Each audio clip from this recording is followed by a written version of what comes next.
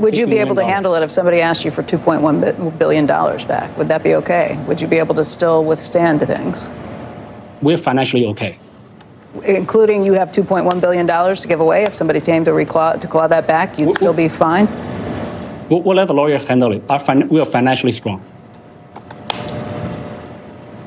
Alright guys, welcome back to the channel. My name is Donald and we really have to talk about this. So as we saw, CZ dismissed concerns that they could have $2.1 billion clawed back from the FTX bankruptcy proceeding. When he was asked the question, could you get $2.1 billion clawed back? And his answer to that is, I trust the lawyers to handle the proceedings. Now, as a control freak myself, you know, when you're talking about $2.1 billion, yeah, you better be on top of that shit. Because, you know, lawyers aren't really known for their honesty. They're in it to make money, as we've learned with the cases, the bankruptcy cases for both Celsius and FTX. Because what's been happening over there is lawyers on both the plaintiff and defendant side have just been bleeding creditors dry. So if you're wondering where that 2.1 billion came from, that 2.1 billion is what came of Binance exiting their 2019 Series A investment in FTX. So because of FTX's bankruptcy proceedings, they might get that clawed back. And we heard from Becky Quick on Squawk Box, would you be able to handle it if someone asked you for $2.1 billion back? And CZ's response was, we are financially okay. I mean, what the heck does that mean? It's like you have a one night stand and before you get things going, before you get it down, you ask the girl, alright, are you free of any STDs? And their response is gonna be, I am sexually okay. What? So that clawback is gonna be really, really weird and confusing because CZ mentioned that that 2.1 billion was paid in BUSD, BNB, and FTT tokens. And at that time, I believe those FTT tokens were worth somewhere around $500 million, and CZ said they just forgot about them. It's a combination of, I believe it was a combination of BUSD, BNB, and FTT. I don't know the exact combination now, but it's probably about, I don't remember exactly, but FTT is a big chunk. And that's why we still had even after the FTT price dropped over the last year, we still had $500 million worth of it. $580 million worth of it on the day when we transferred from the address we received a year and a half ago. We never touched it. We actually kind of forgot about it. Now, I don't trust anyone, especially that guy who just goes around and says that he forgot about $500 million.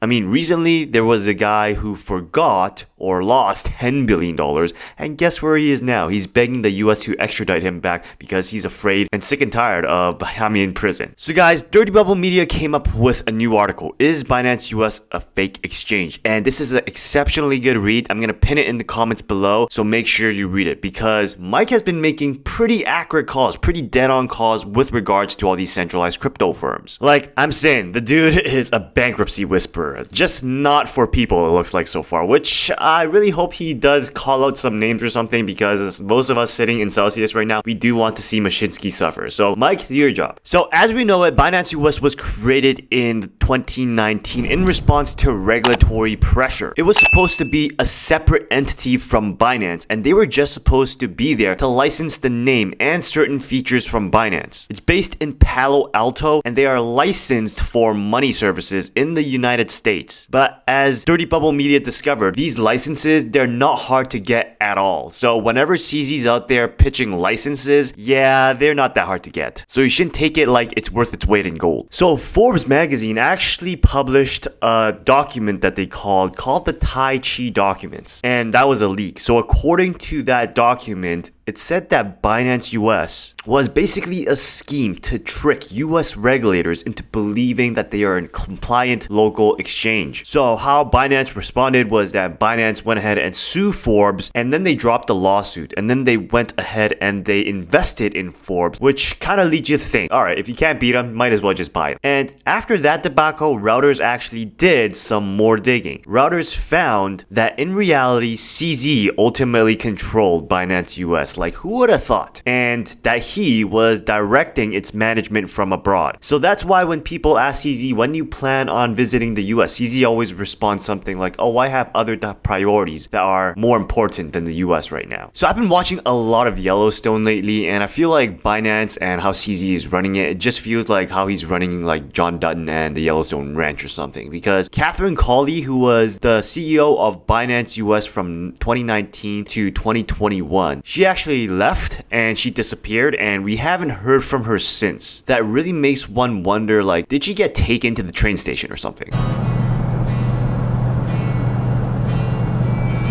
Where are we going? Train station. Dirty Bubble Media also showed references that Binance US's customer deposits were actually being sent over to Binance, which is non-US. And customer withdrawals are actually being paid from the Binance exchanges, not the Binance US exchanges, the Binance exchanges. So they are taking the regulars around for a spin. Dirty Bubble Media also thinks that the trades that are happening on Binance US right now are actually done on the Binance exchange, which they're not allowed to do. So in other words, Binance US is a front. So if you guys are enjoying this video right now and this is actually making you think, because this is what I'm here for. I'm trying to relay this message to you so that you can make your own choices and your own decisions. And one of those choices might be actually trying to get a ledger with the pinned comment below and moving your assets off of exchanges and into the ledger and getting something like Apricorn or a Keystone tablet in order to save your secret phrases, which you can also find in the pinned comment below. And if you don't know how to use a ledger, check out this video here.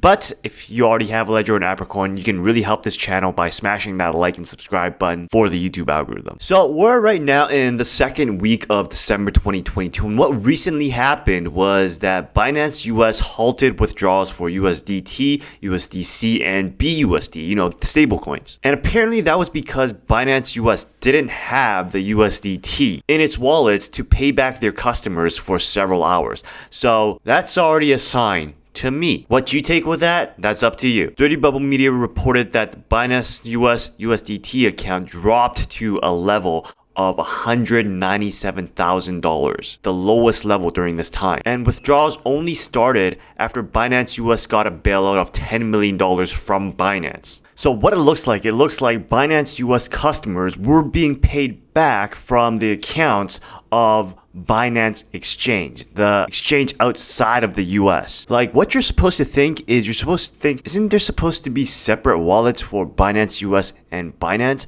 Why is Binance US getting cash infusions from Binance? I feel like CZ's response is gonna be like, yeah, we think it is Halloween and we are trying to be Ukraine. So to show the flowchart examples on Dirty Bubble Media, they had an example here where 457 million USDT flowed from Binance, you know, the exchange outside of the US, to Binance US. And taking a deeper look at it, there are multiple sources like 1, 2, 3, and 4. Looks like they're going through to US 1, and 17, 16, 18, 14, and 15 are all going to Binance US 3. Another example, we see 1.2 billion USDT flow from Binance US to Binance over the wallet's history. And this address has only been active since August 2021. So Binance US and US 1 money is moving to the Binance accounts. Have you done the same? Has there ever been commingled funds? Have you ever taken any of the clients' funds and done anything with them?